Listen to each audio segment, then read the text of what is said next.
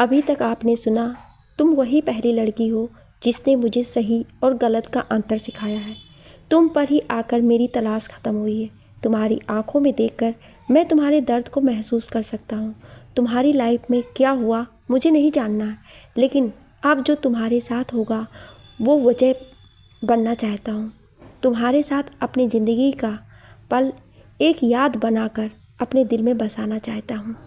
अब आगे अंजलि की कही हुई एक एक बात उसके कानों में अभी भी गूंज रहे थे।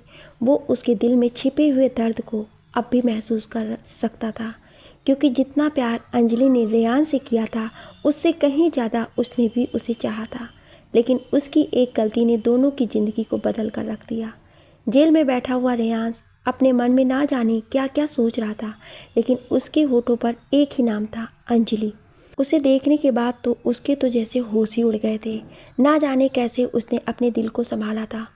वो खुद से ही सोचते हुए कह रहा था, आज पहली बार की तरह तुम्हें जब अपनी ओर आते हुए देखा तो मुझे कॉलेज का पहला दिन याद आ गया। तुम्हें जब मैंने पहली बार देखा था और तुम्हें देखते ही मैं दिल हार बैठा। तुम्हारा मुस्कुरा कर मुझे देखना मेरे दिल पर जैसे किसी ने तीर चला दिया हो और मैं घायल होकर वहीं गिर गया। उसका पहली बार मेरा नाम लेकर पुकारना, किसी बहाने से मेरा हाल चाल पूछना, और उसके पूछते से मैं कुछ बोल नहीं पाता था, लेकिन जी उठता था जैसे मुझ में बहुत हिम्मत बढ़ गई हो। मुझे पता नहीं था कि क्या हो रहा है मेरे साथ।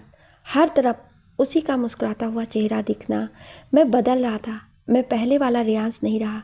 शायद इसे ही प्यार कहते हैं। लेकिन अब सालों बाद उसे इस तरह देखकर मेरे अंदर फिर से हिम्मत आ गई। उसकी आंखों में मेरे लिए कोई हमदर्दी नहीं थी, बल्कि वो मुझ पर तरस खाकर मेरी हालत को देखने आई थी। अब वो मेरी नहीं रही। कभी सोचा भी नहीं मैंने कि उसे किसी और का होते हुए कैसे देखूंगा। हिम्मत नहीं हो रही है मुझे उससे ये कहने का कि अंजलि, क्या तुम मुझसे प्यार करती हो? ये हक भी मैं खो चुका हूँ मैं, लेकिन अपने ख्यालों से कभी नहीं निकल पाया। वो दिन आज भी याद है मुझे जब मैंने छोड़ा था, और आज का दिन कभी भी भूल नहीं पाऊंगा। शायद मेरी यही सजा है कि मैं तुम्हें किसी और की बाहों में देखकर तड़पता रहूं। और ये सब सोचते हुए उसकी आंखें नम हो गई थी। जो इंसान पर्दे पर सबको प्यार कैसे निभाया जाता है, कैसे पाया जाता है, आज वो सच में अपना प्यार हार गया। कहानी में यहीं से एक नई मोड़ आ गई थी। अयान चाह कर भी अपने दिल की बात अंजलि से कह नहीं पाया। अंजलि के ख्यालों में किसी और का बसेरा था। रेयांश को अपनी गलती का एहसास भी, और उसे अब भी अपने दिल में बसाए हुए था कि कभी तो अंजलि उसे माफ़ कर उसे इस तरह से नफ़रत की निगाहों से ना देखे। कार में आंखें बंद किए हुए अंजलि अपने हाथ उसके हाथों के ऊपर से हटाते हुए बोली, तुमने कुछ कहा क्या? क्यों, तुम्हें ऐसा एहसास हुआ कि मैं कुछ कह रहा हूँ? हाँ, नहीं, मैंने तो बस ऐसे ही पूछ लिया। अच्छा अयान, अब तो कहीं नहीं जा रहे हो ना तुम? क्योंकि अब से मुझे तुम्हारे साथ की ज़रूरत है। मैं तो हमेशा तुम्हारे साथ हूँ। तुम्हें नींद आ रही है क्या? नहीं, बल्कि अब तो मेरी आंखें खुल गई हैं। जल्दी घर चलो, मुझे आरव की चिंता हो रही है अयान। मैं पहले ही लेट हो गई थी और अब लेट नहीं करना चाहती हूँ। चल तो रहे हैं ना। कुछ ही देर बाद दोनों घर आ चुके थे। अंजलि कार से उतरकर घर के अंदर जा रही थी कि तभी कोई लेडी उसे पीछे से आवाज़ देते हुए बोली, एक्सक्यूज़ मी।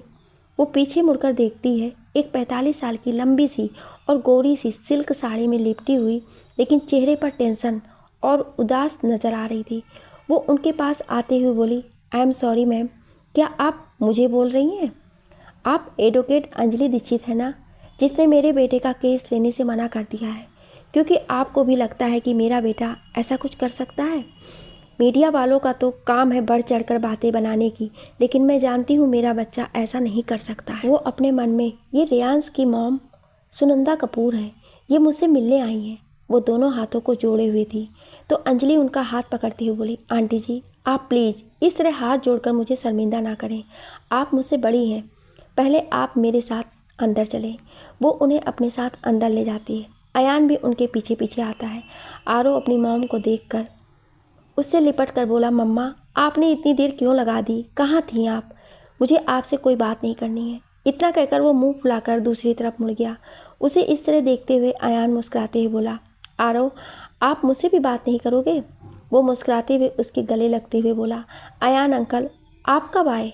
और मैं आपसे भी गुस्सा हूँ। इतने दिन से आप मिलने क्यों नहीं आए?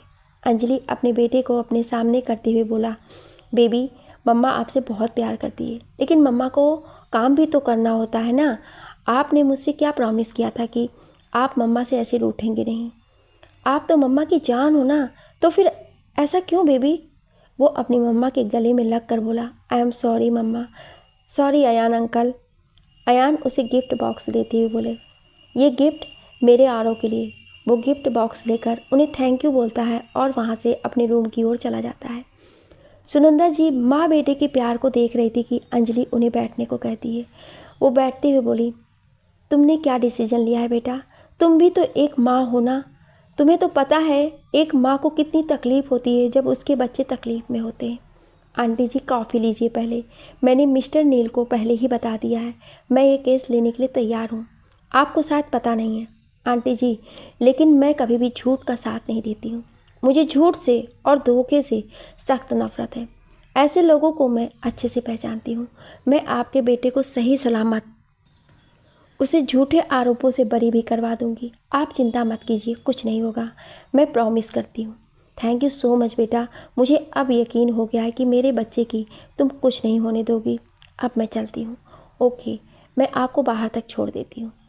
उन्हें बाहर तक छोड़ने के बाद अंजलि अयान के पास बैठकर उस केस के बारे में डिस्कस करने लगी कि तभी विद्या जी उन दोनों को ऐसे साथ में देख कर आते हुए बोली, अयान तुम कब आए बेटा? वो उनके पांव छूते हुए बोला, आज सुबह ही आया था, लेकिन आप कहाँ थी? मैं अपनी दोस्त से मिलने गई थी। मैं कॉफ़ी लेकर आती हूँ। माँ, निम्मी दी काफ़ी बनाकर दे चुकी हैं, आप बैठिए, मैं आरो के कमरे में जा रही हूँ। अंजलि वहाँ से आरो के कमरे में आती है। वो देखती है आरो अयान के दिए हुए टॉयज से खेल रहा था। वो पीछे से आवाज़ देते हुए बोली, टॉयज पसंद आया ना? हाँ मम्मा, आज आपको टीचर ने कॉल किया था क्या? नहीं तो क्यों, क्या हुआ था स्कूल में? वो मिनी की मम्मा और पापा उससे मिलने आए थे। आज पेरेंट्स मीटिंग थी इसलिए, लेकिन आप नहीं आई ना। सॉरी बेबी, मुझे पता नहीं था ना, इसलिए। वो अपने बेटे के साथ बात करने में बिजी थी। बाहर विद्या जी अयान से मुस्कुराते हुए बोली, तुमसे मैंने कभी पूछा नहीं कि कौन है वो लड़की जिससे तुम प्यार करते हो, लेकिन अब मैं चाहती हूँ कि अंजलि शादी कर ले, क्योंकि उसे अकेले इस तरह और नहीं देख सकती हूँ मैं। उसके बेटे के लिए भी अच्छा होगा, इसलिए मैं मैरिज ब्यूरो गई थी उसके रिश्ते के सिलसिले में। ये सुनते ही अयान थोड़ा सा सैड होते हुए बोला, मैरिज ब्यूरो? क्यों आंटी? अगर अंजलि को पता चला तो क्या? वो सारी उम्र ऐसे ही अकेली तो नहीं रह सकती है ना। उसके अतीत में उसके साथ बहुत बुरा हुआ, तब से उसने खुद को बदल दिया, लेकिन मेरी अंजलि को मैं जानती हूँ, वो आज भी अंदर से वही है, वो कभी बदली ही नहीं। आज भी रातों को मैं उसे उस इंसान की याद में रोते हुए देखती हूँ। सबसे मुस्कुराकर बात करने वाली मेरी बेटी कोर्ट रूम में केस को लड़ते हुए जब उसे देखती हूँ तो मुझे ऐसा महसूस होता है कि वो अपने आप से लड़ रही हो, खुद को सही साबित करने की कोशिश कर रही हो, लेकिन हर बार वो केस तो जीत जाती है, लेकिन अपनी ज़िंदगी की सबसे बड़ी सच्चाई को सहन करते हुए वो खुद को हार गई। उस एक इंसान ने मेरी बच्ची के होठों की मुस्कान छीन ली। अब और नहीं उसे ऐसे घुटते हुए देख सकती हूँ। उसकी इस फीकी सी ज़िंदगी में खुशियों के रंग भरना चाहती हूँ। कोई तो ऐसा ज़रूर होगा जो उसे और उसके बेटे को सारी खुशियाँ दे। अयान उनकी बातों को सुनकर उठकर खड़ा हो गया और थोड़ी सी उदास होकर बोला, आंटी जी रात होने वाली है, मैं चलता हूँ, कल पुलिस स्टेशन भी जाना होगा हमें, बाय। अयान वहाँ से चला गया, लेकिन उसके दिमाग में ना जाने कौन कौन से ख्याल आ रहे थे। अयान विद्या जी की बातें सुनकर थोड़ा सा परेशान हो गया था। वो सीढ़ियों से उतरते हुए सोच में डूबा हुआ था। वो अपने से बड़बड़ाते हुए कहा, विद्या आंटी, क्या सच में अंजलि की शादी के बारे में सोच रही है? तो फिर मेरा क्या? मैं उसे कैसे कहूँ अपनी दिल की बात? उससे कहने में ही मुझे डर लगता है, पता नहीं उसका रिएक्शन कैसा होगा। ओ गॉड, अब मैं क्या करूँ? इधर अंजलि अपने बेटे के रूम से बाहर आती है और अपनी माँ को अकेले बैठा हुआ देखकर पूछती है, माँ अयान कहाँ गया है? वो चला गया, अभी तुरंत ही घर से निकला है। बेटा तुम उसे बुला लाओ। अच्छा, वो ज़्यादा दूर नहीं गया होगा, मैं उसे बुला कर लाती हूँ। आज वो डिनर हमारे साथ ही करने वाला है। अंजलि अपने बालकनी से नीचे देखती है तो अयान उसे खोया हुआ सा नजर आता है। वो उसे आवाज़ लगाते हुए बोली, अयान कहाँ जा रहे हो? वापस घर के अंदर आ जाओ जल्दी से। वो खोए हुए आवाज़ में बोला, मैं घर जा रहा हूँ, कल बात करते हैं। वो गुस्से से डांटते हुए बोली, तू घर के अंदर वापस आ रहा है या फिर तुझे लेने मैं आऊँ? बोलो। अगर मैं आ गई ना अयान तो तेरी सारी उदासी एक पल में उतार दूंगी, समझे? चल घर के अंदर आ। फिर उसकी ओर देखते हुए वो अपने आप से बोली, ये तो सच में उदास लग रहा है। वो उसकी बातें सुनते हुए कुछ नहीं बोला तो अंजलि उसे फिर से आवाज़ देती है, मैं आ रही हूँ, तुम वहीं रहो, मैं आ रहा हूँ। वो अंदर आता है। अंजलि उसका हाथ पकड़कर डाइनिंग टेबल पर लेकर आती है और उसे घूरते हुए पूछती है, ओए मजनू, क्या हुआ तुझे? ऐसे देवदास बनकर क्यों जा रहा था? क्या हुआ? तेरी किसी चंद्रमुखी या फिर पारों ने तेरा दिल तोड़ दिया है? ऐसी शक्ल क्यों बना रखी है तुमने? किसी ने कुछ कहा है क्या? सीरियसली मुझे कभी कभी ये समझ नहीं आता है कि क्या तू जिंदगी भर ऐसा ही रहेगा? देख यार, मेरी बात मान, किसी एक लड़की से प्यार क्यों नहीं कर सकता है तू, और उससे शादी कर ले। मेरा यकीन मान, तुझे सारी खुशी उसी एक ही लड़की से मिलेगी। कोई तो ऐसी होगी जो तेरे लिए बनी होगी। वो उसकी बातों को सुनकर विद्या जी की ओर देखते हुए अंजलि से बोला, मेरी नज़र में एक ही लड़की है जिसे मैं बहुत प्यार करता हूँ, लेकिन वो लड़की मुझसे प्यार नहीं करती है। क्यों? ऐसी कौन है जिसे तुझे इनकार करने की हिम्मत हो? तू जिससे प्यार करेगा ना, वो बहुत ही लकी होगी। मेरी बात मान, उसे अपनी दिल की बात बता दे। सच में बोल दूँ अपने दिल की बात, लेकिन उससे पहले डिनर कर लें। देख घड़ी की और कितना टाइम हो चुका है। मेरा आरो भी डिनर करके सो गया है। माँ आइए, मैं डिनर लगाती हूँ। वो किचन के अंदर चली जाती है तो विद्या जी अयान से मुस्कुराते हुए बोली, तो उससे कब तक अपने दिल की छुपाएगा? कह क्यों नहीं देता है जो तुम्हारी आंखें कहती हैं? कोई भी तुझे उसके साथ देखकर बता सकता है कि कितना प्यार करता है तू उससे। वो हैरानी से उनकी ओर देखने लगा और अपने मन में सोचते हुए बोला, आंटी को कैसे पता चला मेरे दिल की बात? तभी अंजलि सबके साथ बैठकर डिनर करने लगी। कुछ देर बाद डिनर हो चुका था। पिताजी अंजलि से कहती हैं, अंजू तू अयान को नीचे तक छोड़ दे। बेटा वो तुझे घर छोड़ने आया था। ये कोई बच्चा थोड़े है ना माँ जो भूल जाएगा। अब मेरी शक्ल मत देख। अच्छा चल, तुझे घर तक छोड़ देती हूँ। दोनों एक साथ नीचे आते हैं, फिर सड़कों पर पैदल चलने लगे। अंजलि एक कदम आगे और अयान उससे एक कदम पीछे था। कुछ दूर तक चलने के बाद अयान और अंजलि एक साथ हो गए थे। अंजलि को देखकर अयान को ऐसा महसूस हो रहा था कि वो कुछ टेंशन में है, लेकिन दिखाना नहीं चाहती है। वो उसे रोकते हुए बोला, अंजलि हाँ क्या हुआ? कुछ नहीं, बस ऐसे ही थोड़ी ही दूर पर तेरी कार खड़ी है, वहाँ लगता है तुम्हारा ड्राइवर आ गया है। वो तो यहीं तुम्हारे पास आ रहा है। ड्राइवर उसके पास आते हुए बोला, साहब मुझे घर जाने में देरी हो जाएगी, क्या आज आप खुद ड्राइव करके घर चले जाएंगे? ठीक है काका, आपकी तबीयत ठीक है ना? ये पैसे लीजिए। वो पैसे लेकर शुक्रिया अदा करके वहाँ से चला जाता है। अंजलि कार के पास उसके कंधे पर अपना सर रखते हुए आसमान की ओर देखते हुए बोली, अयान आज का दिन जैसे बीता वैसे आज तक नहीं बीता। कुछ बीती हुई बातें मुझे अतीत में लेकर चली गई। मैंने कभी सपने में भी नहीं सोचा था कि वो अतीत की यादों का पहरा फिर से मेरे दिल के दरवाजे पर दस्तक देगा। कभी ये ख्याल नहीं आया कि जिसे अपने ख्यालों से सालों पहले निकालने की कोशिश की थी, वो इस तरह मेरे ख्यालों से बाहर मेरे सामने नजर आ सकता है। अंजलि तुम्हें ऐसे आज से पहले मैंने कभी नहीं देखा था। क्या बात है, मैंने आज तक तुमसे नहीं पूछा कि तुम्हारे पास्ट में ऐसा क्या हुआ जिससे तुम ऐसी बन गई, और ना ही कभी पूछूंगा। लेकिन एक बात है, तुम आज कुछ टेंशन में और बदली बदली सी नजर आ रही हो। वो उसके कंधे पर से सर उठाकर उसकी आंखों में देखते हुए बोली, आपका बीता हुआ अतीत अगर आपके सामने यूं अचानक से आ जाए, क्या आप उसे देखने के बाद अनदेखा कर पाएंगे? कैसे अपने दिल को समझाएंगे कि कल जो तुम्हारे दिलो दिमाग में इस कदर बसा हुआ था कि उसने तुम्हारी मजबूरियों का फ़ायदा उठाकर तुम्हें बीच राह में ही छोड़कर चला गया। अयान पल भर में समझ गया था कि अंजलि का अतीत उसकी लाइफ में फिर से आ गया है।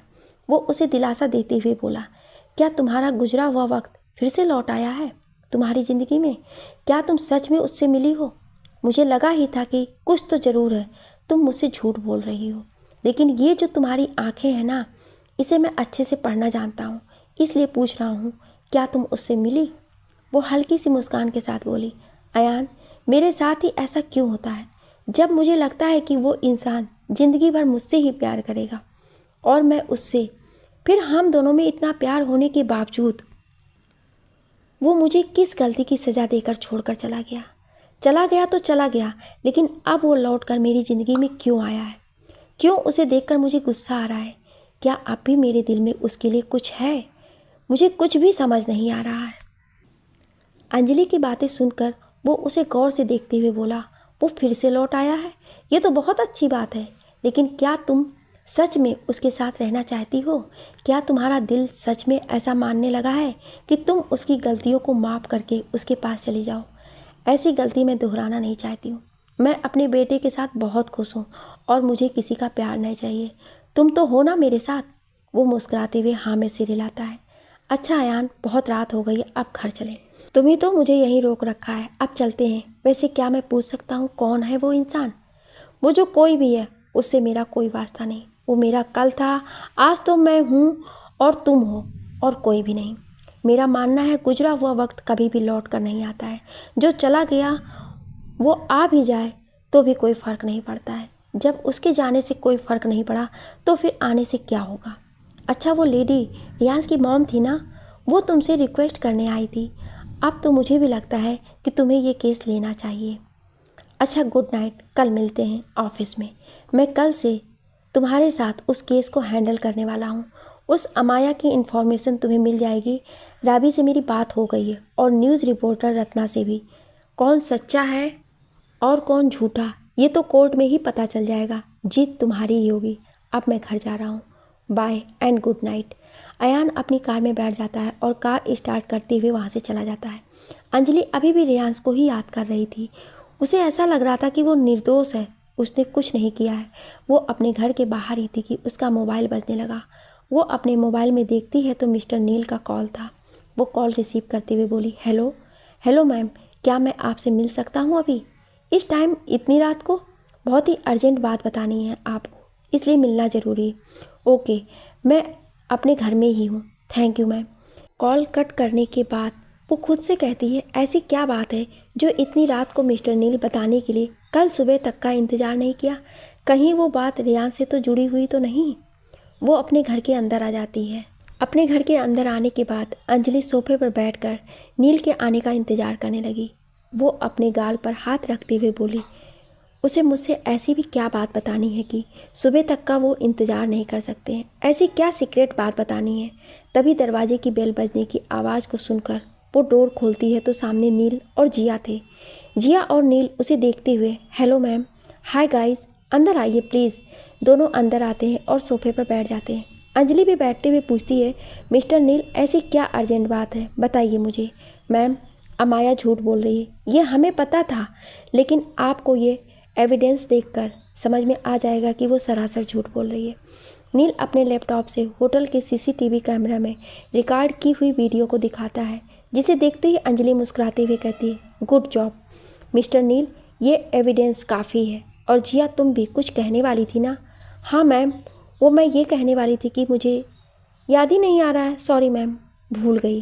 तुम इतनी फॉरगेटफुल हो जिया, तुम इतनी इरेस्पॉन्सिबल कैसे हो सकती हो? तुम्हें होश भी है? कितनी बड़ी मेंटल हो तुम। गाइस रिलैक्स, कुछ नहीं हुआ है और तुम जिया से ऐसे कैसे बात कर सकते हो? जिया, आराम से याद करो और मुझे बताओ क्या बात बतानी थी मुझे। अब तक मैं रावी को कॉल करके उसे जो भी इन्फॉर्मेशन कलेक्ट की है वो मुझे बताए। तभी जिया झट से बोली, याद आ गया मैम, पार्टी में आते ही अमाया मैम ने मुझसे मेरा मोबाइल फ़ोन मांगा था, क्योंकि वो अपना मोबाइल कहीं और रख कर भूल गई थी, तो मैंने अपना मोबाइल दे दिया था उन्हें। उसके बाद क्या हुआ? उसके बाद उनका मोबाइल तो उनके पर्स में ही था, लेकिन वो मेरा मोबाइल लौटाना भूल गई थी। मुझे समझ में नहीं आया कि अगर उनका मोबाइल उनके पास ही था तो फिर उन्होंने मुझसे मांगा ही क्यों। तभी अंजलि मुस्कुराते हुए बोली, ये सब कुछ उसने अकेले नहीं बल्कि किसी और के साथ मिलकर की हुई साजिश है। तुम लोग को तो पता ही है गाइस, रियांश के जितने फैंस हैं उसमें से कुछ उसके एनिमी भी होंगे। सो कूल डाउन, अब कोर्ट में फैसला जल्दी होगा। गाइस, अब तुम लोगों को जाना चाहिए, बहुत रात हो गई है। वो दोनों जैसे ही जाने वाले थे कि अंजलि जिया को रोकते हुए पूछती है, लिसन जिया, एक बात बताओ। Yes ask ma'am. रियांश 5 साल से इस फिल्म इंडस्ट्रीज में है ना, तो कभी ना कभी किसी एक्ट्रेस के साथ उसका अफेयर ज़रूर होगा ही। क्या अमाया के साथ उसका कोई रिलेशन तो नहीं है ना? नो मैम, हमारे सर तो एक ही लड़की से प्यार करते थे, वो भी इंडिया में नहीं है। उसके पास्ट में ऐसा कुछ हुआ हो जो तुम्हें पता हो, कोई और अफेयर तो ज़रूर होगा उनका। नहीं मैम, रेयांश का कोई पास्ट नहीं था। वो जब से मुंबई आया है तब से हम दोनों बेस्ट फ्रेंड हैं। नील ये बोलते हुए फिर पूछता है, मैम क्या आप रेयांश के पास्ट के बारे में कुछ जानती हैं क्या? No no, just like that. वो दोनों चले जाते हैं। अंजलि मुस्कुराते हुए खुद से कहती है, तुमने सच में बहुत ही सेल्फिश हो रेयांश। हमारी रिलेशन के बारे में तुमने किसी को बताया नहीं, अच्छा ही किया। तुम्हें आज तक भूल नहीं सकी, इसलिए मूव ऑन भी नहीं कर सकी, लेकिन अब आसानी से तुम्हें भूल सकती हूँ। इस केस को जितनी जल्दी हो सके एंड करना है। मैं तुम्हें और बर्दाश्त नहीं कर सकती हूँ। तुमसे तो नफ़रत भी नहीं कर सकती हूँ, क्योंकि नफ़रत भी लोग उसी से करते हैं जिससे प्यार करते हैं। लेकिन तुम प्यार क्या, मेरी नफ़रत के लायक भी नहीं हो।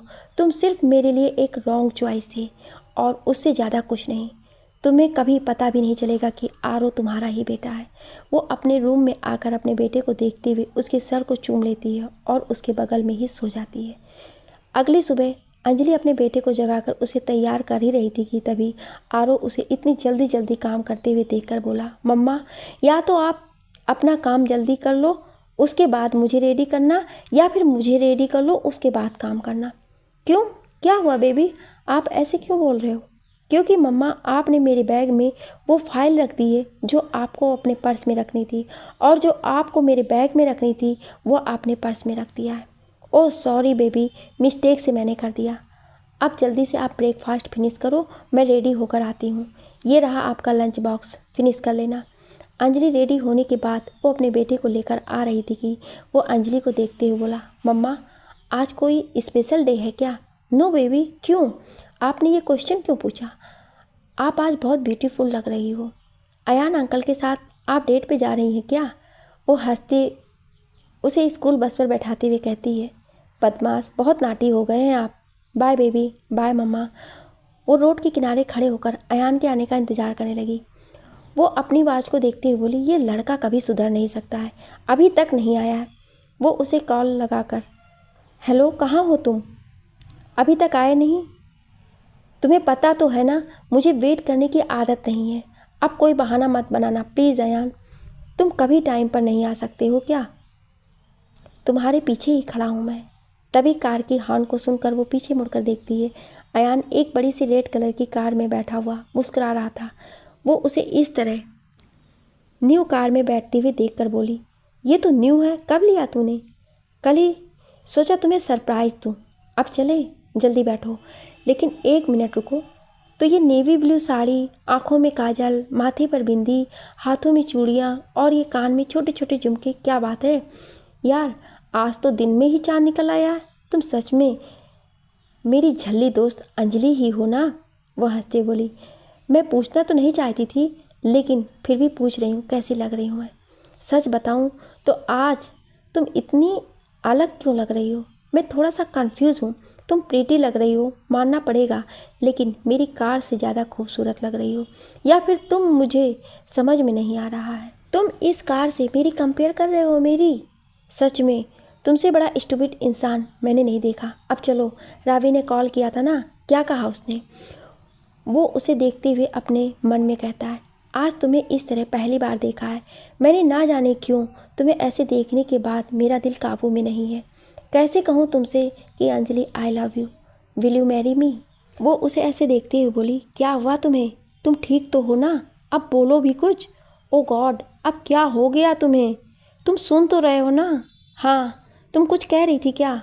अरे हाँ, रावी ने मुझे जो कुछ भी बताया उसे सुनने के बाद तुम शॉक्ड हो जाओगी, लेकिन उससे पहले मुझे रियांश से मिलना है। रियांश का नाम सुनते ही वो थोड़ी सी घबराते हुए बोली, रियांश से? लेकिन क्यों? उससे मिलना ज़रूरी है क्या?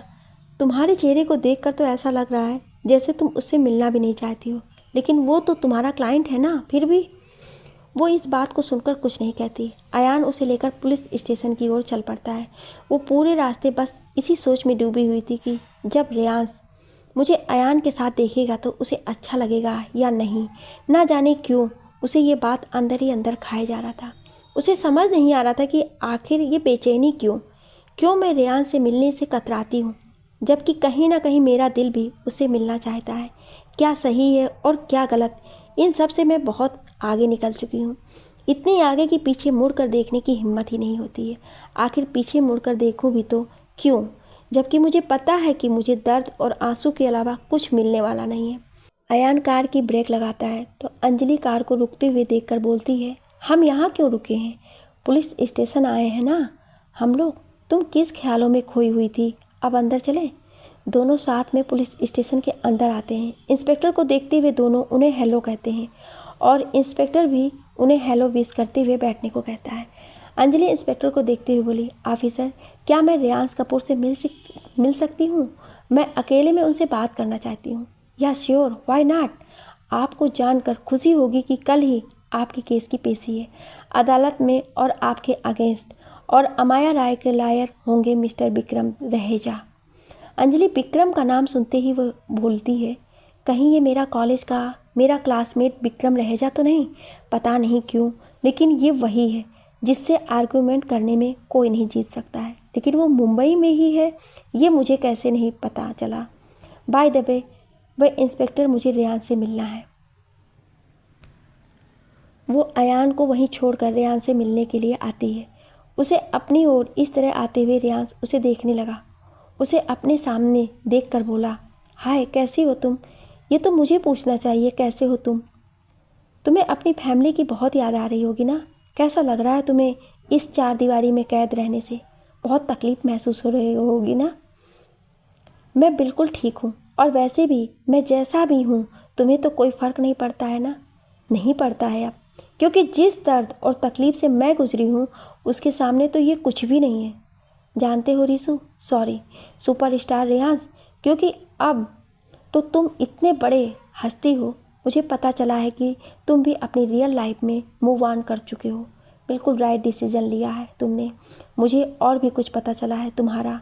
आज से पहले कोई पास्ट, कोई रिलेशन नहीं था। तुम इतने अच्छे कैसे हो सकते हो? सच में तुम्हारा कोई पास्ट नहीं था। आज मैं तुमसे कोई आर्गूमेंट करने नहीं आई हूँ। आप मुझे सारा सच बता दें। मैं फिर से आपसे बोल रही हूँ, क्योंकि आपका एक झूठ इस केस को और भी उलझा सकती है। मैं ये बताने आई हूँ कि कल आपकी पेशी है और अमाया राय का केस कोई और नहीं बल्कि। वो कुछ बोलने ही वाली थी कि अयान रेयान से मिलने आता है। वो मुस्कुराते हुए अंजलि के हाथों को पकड़ते हुए बोला, हे अंजलि, क्या बात कर रही हो तुम अपने क्लाइंट से? मैं तो बस ऐसे ही कुछ समझा रही थी इन्हें। कल कोर्ट में पेश होना है इन्हें। तुम तो मिले ही नहीं इतने बड़े सुपरस्टार से। तुम तो इनके बहुत बड़े फ़ैन हो, ऑटोग्राफ तो ले लो। सबसे पहले मैं तुम्हें तुमसे इंट्रोड्यूस करवाती हूँ। वो अयान की ओर इशारा करते हुए बोली, ये अयान जोशी है मेरे, तुम्हारे हस्बैंड है क्या? बहुत ही अच्छी जोड़ी है तुम दोनों की, स्वीट एंड क्यूट कपल। ये सुनते ही अयान कुछ बोलने वाला था कि अंजलि उसका हाथ कस कर पकड़ लेती है, जैसे वो उसे कुछ भी कहने से रोक रही हो। तभी रेयांश सैड साउंड करते हुए बोला, मुझे पता है मैंने जो गलती की है वो तो माफ़ी के लायक नहीं है, but I hope that I will you forgive me. वो ये बातें सुनते हुए अयान से बोली, अब हमें केस की तैयारी करनी चाहिए। चले अयान, देर हो जाएगी नहीं तो। रेयांश उसे रोकते हुए, प्लीज़ अंजलि, देखो रेयांश, मैं सब कुछ भूल कर बहुत आगे बढ़ चुकी हूँ। अब मुझ में हिम्मत नहीं रही कि पीछे अपने पास्ट को मुड़कर देखूं। बहुत टाइम लगा मुझे खुद को संभालने में, अब और बर्दाश्त नहीं कर सकती हूँ।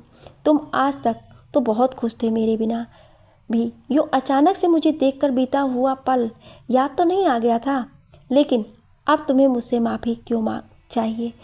तुम अपनी कैरियर पर ध्यान दो जो दांव पर लगी है।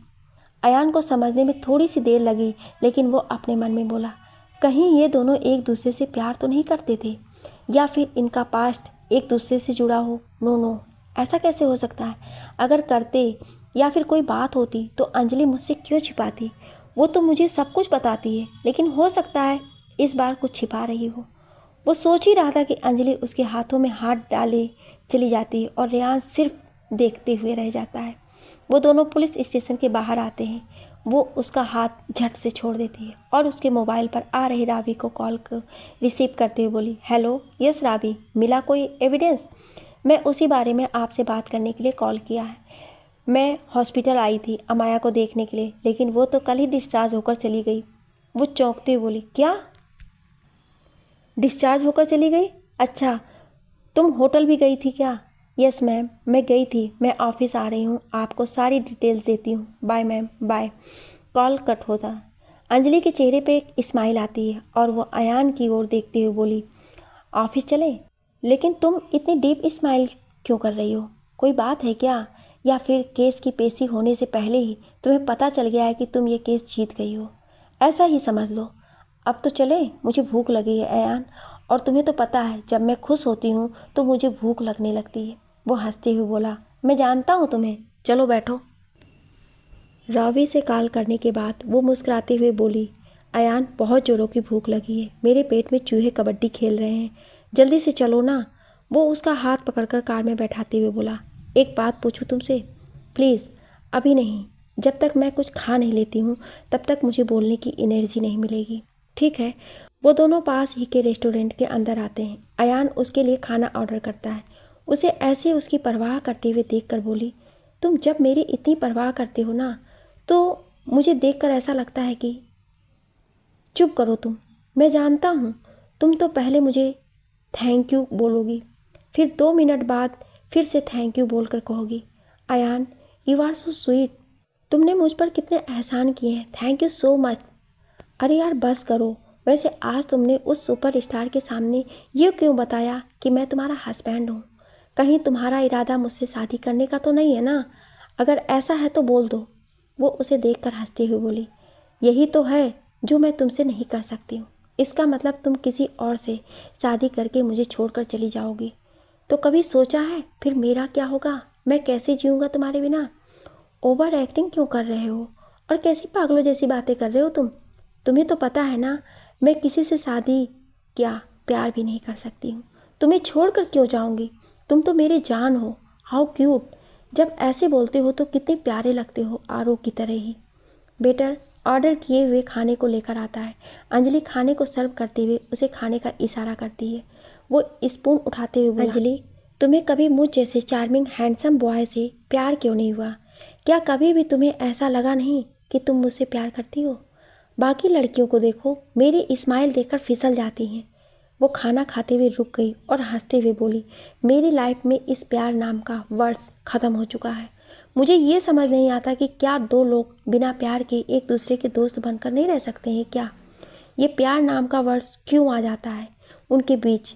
प्यार तो तबाही का नाम है। जो लोग सिर्फ तकलीफ और आंसू को सह सकते हैं उन्हें ही प्यार से असली मायने समझ में आ सकते हैं। उसके अलावा कुछ और बदले में मिलता ही नहीं है। और दोस्ती तो वो दुआ है जो बिना मांगे ही आपको एक ऐसा हमदर्द मिल जाता है जिससे आप अपने दिल की हर बात उससे कहकर अपनी तकलीफ़ों को दूर कर सकते हैं। तुम अब सच में बड़े हो गए हो अयान। अब तुम्हें मेरे आगे पीछे भागना छोड़कर अपनी लाइफ सेट करना चाहिए। किसी अच्छी लड़की को देखकर शादी कर लो। मेरे पीछे भागने से अब तुम्हें कुछ नहीं मिलेगा। शादी कर लो, लेकिन आजकल समझदार लड़कियां मिलना कितना मुश्किल हो गया है। समझदार लड़कियां मुझे पसंद नहीं करती हैं, लेकिन मुझे तो ये भी नहीं पता है कि प्यार क्या होता है। अगर तुम्हें पता है तो बताओ ना, मुझे एक्सप्लेन करो ना प्लीज़। अयान क्या हो गया है तुम्हें? अभी तो इतनी बड़ी बड़ी बातें कर रहे थे, अब बच्चों जैसी हरकत क्यों करने लगे हो? तुम्हें कैसे समझाऊं कि प्यार क्या है? इसे तो फील किया जाता है अपने आप ही। तुम्हें उस स्पेशल इंसान को देखकर हो जाता है, ऐसे एक्सप्लेन नहीं किया जा सकता है। तो तुमने मुझसे झूठ क्यों कहा अंजलि, रेयान से, कि मैं तुम्हारा हस्बैंड हूँ? क्या सच में तुम्हारे दिल में मेरे लिए कोई फीलिंग नहीं है? कहीं तुम मुझसे छिपा तो नहीं रही हो ना कुछ? रेयांश तुम्हारा पास्ट है, ये तो मुझे तुम्हारे उसके साथ बात करते हुए सुनकर पता चल गया था। मैं नहीं चाहती हूँ कि मेरे साथ वही सब दोबारा हो। मैं फिर से टूटना नहीं चाहती हूँ। उसके जाने के बाद तुम मेरे साए बनकर थे, अब मैं तुम्हें खोना नहीं चाहती हूँ। तुम तो मेरे सब कुछ हो दोस्त, हमदर्द, हमसाया, हम कदम। तुम्हारे कंधे पर सर रखकर मैं तुमसे अपने दिल की हर बात कहती हूँ। मुझसे ये हक मत छीनो। सब कुछ तो हूँ, लेकिन लाइफ पार्टनर तो नहीं।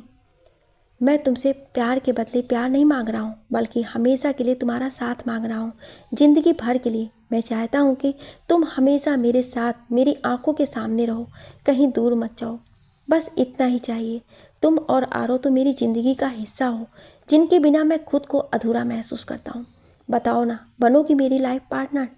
वो उसकी बातें सुनकर सोचने लगती है तो अयान हंसने लगा और हंसते हुए बोला, तुम्हारे चेहरे का रिएक्शन देखने लायक था। तुम्हें मेरी एक्टिंग कैसी लगी? मेरे प्रपोज करने का तरीका पसंद आया ना? मैं रेयांश की तरह एक्टिंग कर सकता हूँ ना? मैं उसकी तरह ही हूँ ना? तुम कुछ बोल क्यों नहीं रही हो? वो रेयांश का नाम सुनकर गुस्से में चेयर से उठकर बाहर चली गई। अयान उसके पीछे पीछे आने लगता है, लेकिन वो उसकी एक बात नहीं सुनती है।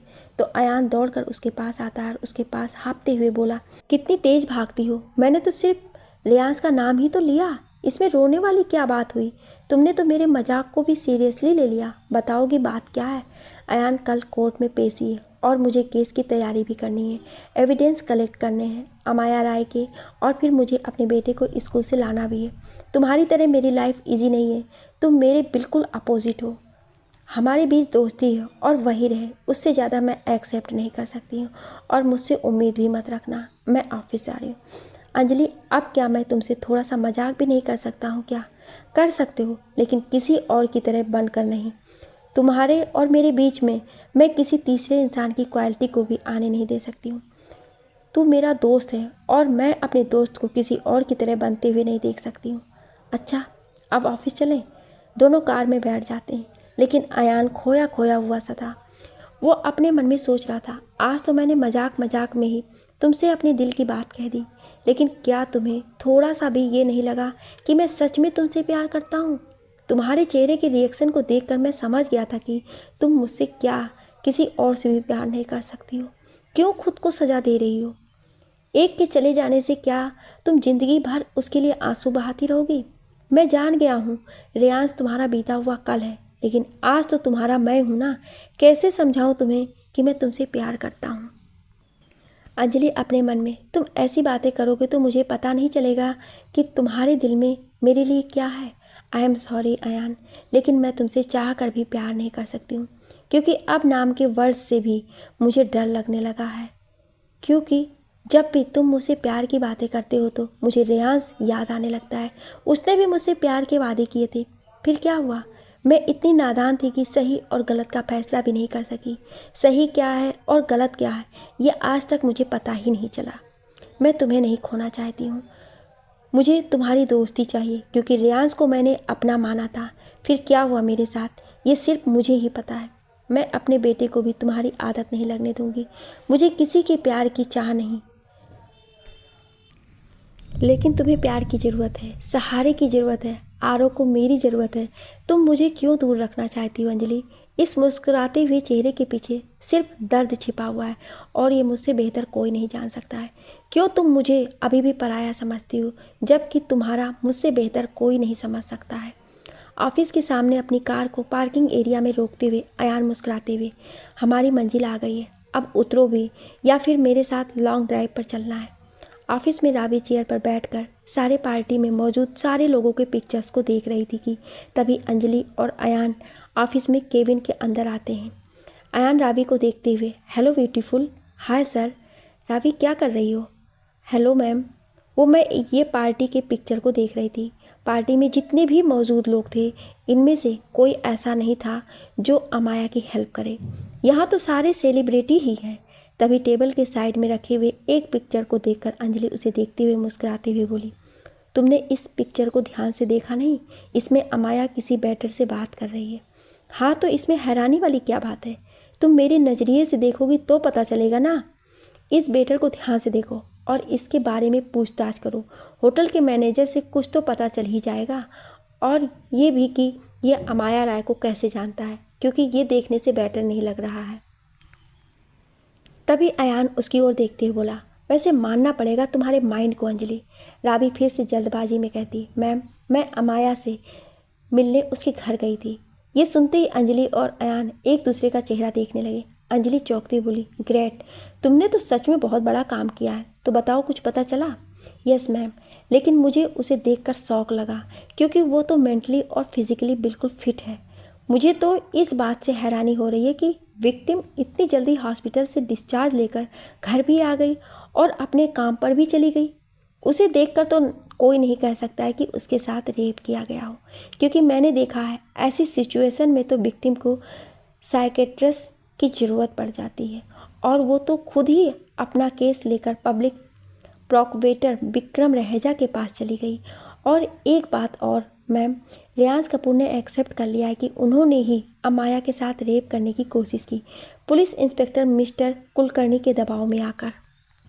वो घबराती हुई बोली, ये क्या कर दिया रियाज ने? मुझे लगा ये केस बहुत ही सिंपल है, लेकिन ये तो उलझती ही जा रही है। कल अदालत में देखती हूँ ये वही विक्रम रहेजा है जिसे मैं जानती हूँ, या फिर कोई और। बेल्डन रावी, बहुत ही अच्छा काम किया है तुमने। अंजलि, रावी और अयान तीनों केस के बारे में बात करने लगे। रात बीत चुकी थी। अगली सुबह केस की पेशी को लेकर शांति भवन में रिपोर्टर्स भी भीड़ लगी हुई थी, और पुलिस स्टेशन के बाहर भी सब लोग रियांश को देखने के लिए बेसब्री से इंतज़ार कर रहे थे। सुबह हो चुकी थी। पुलिस स्टेशन के बाहर सारे मीडिया वाले रियांश से मिलने के लिए उत्सुक थे।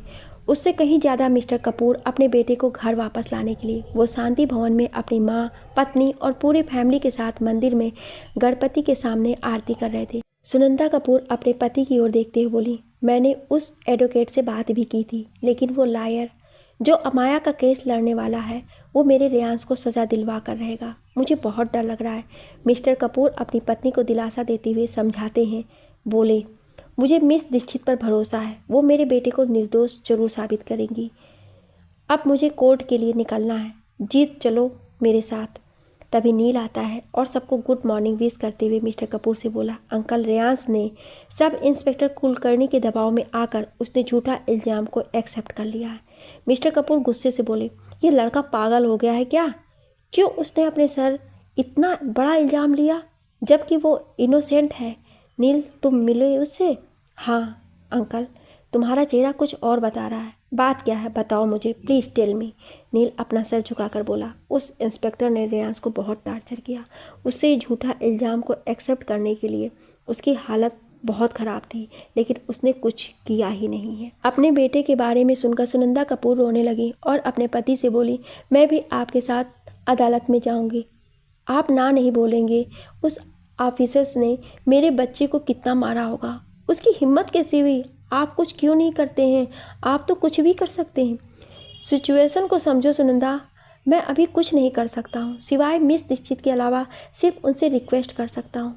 मुझे पूरा यकीन है कि उन्होंने जो वादा किया है वो पूरा करेंगी। अंजलि अपने घर के मंदिर में पूजा करने के बाद अपने बेटे को लेकर कमरे में आती है और उसे प्यार से समझाते हुए बोली, बेबी, आज मम्मा को एक बहुत बड़ा काम करने के लिए कोर्ट जाना है। आप गुड बॉय की तरह रहोगे घर में और मम्मा को परेशान नहीं करोगे। मम्मा, मुझे भी आपके साथ कोर्ट जाना है, मुझे भी देखना है आप मेरे सुपर हीरो को कैसे बचाओगे। मुझे मिनी ने बताया कि तुम्हारी मम्मा रियांश को जेल से निकाल देंगी।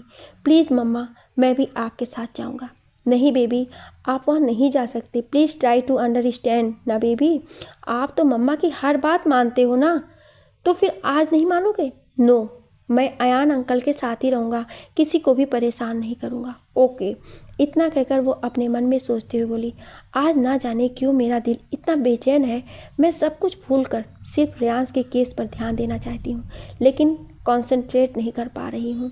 मुझे रह रह कर उसके साथ बिताए हुए पल याद आ रहे हैं, उसका दिया हुआ धोखा याद आ रहा है, उसका मुझे यूं बेवजह छोड़कर जाना याद आ रहा है। कैसे समझाऊं मैं खुद को कि ये सब मैं इसलिए नहीं कर रही हूँ कि मेरे दिल में अब भी उसके लिए कुछ है, बल्कि इंसानियत के नाते उसे इंसाफ दिलाने की कोशिश कर रही हूँ। उसने जो कुछ भी किया मैं कभी ना भूल सकूँ। उसने मेरे साथ ऐसा किया है, लेकिन इन सब की सज़ा तो उसे ऐसी ही मिलनी चाहिए। तुमने ऐसा क्यों किया रियाज? इतना बड़ा झूठा इल्ज़ाम एक्सेप्ट करके क्यों खुद के कैरियर के साथ खिलवाड़ कर रहे हो? मैं तो तुम्हें देखना भी नहीं चाहती थी, लेकिन मेरी मजबूरी और मेरा प्रोफेशन ही ऐसा है कि तुम्हें निर्दोष साबित करना ही होगा मुझे। उसके बाद तुम्हारे रास्ते अलग और मेरे रास्ते अलग। वो अभी भी ख्यालों में डूबी हुई थी कि आरो उसका हाथ पकड़कर अपने दिल पर रखते हुए बोला, मम्मा, you are not weakness, you are strength. I know. पापा होते तो आपको यही कहते कि you will definitely win this case, I am always with you. आरो की इस तरह की बातों को सुनकर वो उसे एकटक देखते हुए बोली, बेबी आपको ये बड़ी बड़ी बातें करना कौन सिखाया? वो मासूमियत के साथ बोला, अयान अंकल ने, उन्होंने कहा था कि जब मैं चला जाऊं तो मम्मा के साथ रहना, कोई बदमाशी मत करना। मैंने उनसे कहा भी, क्या आप मेरे पापा बनकर हमारे साथ हमारे घर में नहीं रह सकते हैं क्या? तो उन्होंने बोला कि आपकी मम्मा इस वर्ल्ड की बेस्ट मम्मा है। इधर सारे लोग कोर्ट रूम में आ चुके थे। विक्रम रहेजा अपनी क्लाइंट अमाया राय के साथ कोर्ट रूम की ओर जा रहा था कि सारे मीडिया रिपोर्टर्स उन्हें घेर कर सवाल पर सवाल करने लगे, लेकिन उनके सवालों का कोई जवाब ना देते हुए वो कोर्ट रूम के अंदर जाने लगे। रास्ते में ही उन्हें अंजलि मिल जाती है। वो भी कोर्ट रूम की ओर ही जा रही थी कि उसे देखकर विक्रम मुस्कुराते हुए बोला, आखिर इतने सालों बाद ही सही तुमसे मेरा सामना हो ही गया। हेलो मिस अंजलि दीक्षित, कैसी हैं आप? हाय विक्रम साहब, आप जैसे बड़े वकीलों की मेहरबानी की आपके साक्षात दर्शन हुए। आप कैसे हैं? और मुंबई में आपका इस तरह आना बहुत ही अच्छा लगा। आपसे इसी बहाने मुलाकात भी हो गई। वो उसके बातों को सुनकर हंसते हुए बोला, तुम आज भी नहीं बदली यार, वही एटीट्यूड, वही अंदाज, सब कुछ वही, सिर्फ तुम्हारा ये स्टाइल बदला है। पहले से और खूबसूरत हो गई हो। अचानक 5 सालों बाद तुम्हारी लाइफ में फिर से किसी ना किसी बहाने से रेयांश आ ही गया। तुमने उसे माफ़ कर दिया। तुम्हारा दिल तो बहुत बड़ा है यार, लेकिन अफसोस कि तुम उसे सज़ा होने से नहीं बचा सकती हो। केस के बारे में बात तो कोर्ट रूम में होगी। इतने दिन बाद मिले हो, शादी हो गई ना तुम्हारी? तुमने शादी क्यों नहीं की? तभी आरव अयान के साथ वहाँ आता है और उसके पास आकर, मम्मा मैं आ गया। बेबी आपको मैंने समझाया था ना कि मत आना। ओके मैं चला जाता हूँ नानी के साथ। Bye uncle, all the best mamma, bye bye baby. Aarav अपनी नानी के साथ जा रहा था। रेयांश भी उसी तरफ से अदालत के अंदर जा रहा था। आरव रेयांश को देखकर रुक जाता है और दोनों एक दूसरे को देखने लगते हैं। पुलिस इंस्पेक्टर उसे अदालत के अंदर ले जाने लगी। तभी विक्रम उसकी ओर देखते हुए बोला, मुझे समझ आ गया है कि तुमने शादी क्यों नहीं की। आज भी कहीं ना कहीं तुम्हारे दिल में उसके लिए प्यार है। उसे चाह कर भी नहीं भूल सकी। अब अंदर चलें, क्योंकि मुझे ये केस जीतकर पहली बार तुम्हें हरा कर देखना चाहता हूँ। रेयांश को सज़ा होकर रहेगी। उसने गुनाह किया, एक मासूम सी लड़की के साथ रेप किया। उसे तो सज़ा होने से कोई बचा नहीं सकता है। मिस्टर कपूर, नील, जिया, रावी और जीत सब लोग अदालत पहुंच चुके थे। सब कोर्ट रूम के अंदर आते हैं। रेयांश भी पुलिस ऑफिसर के साथ आता है। उसकी नज़र पहले विक्रम पर पड़ती है। वो उसे देखने के बाद वो अंजलि को देखता है और उसे देखते हुए अपने मन में, मेरे लिए इतना मत करो अंजलि, मैं तुम्हारे माफ़ी के लायक भी नहीं हूँ। मैं सिर्फ सज़ा के लायक हूँ।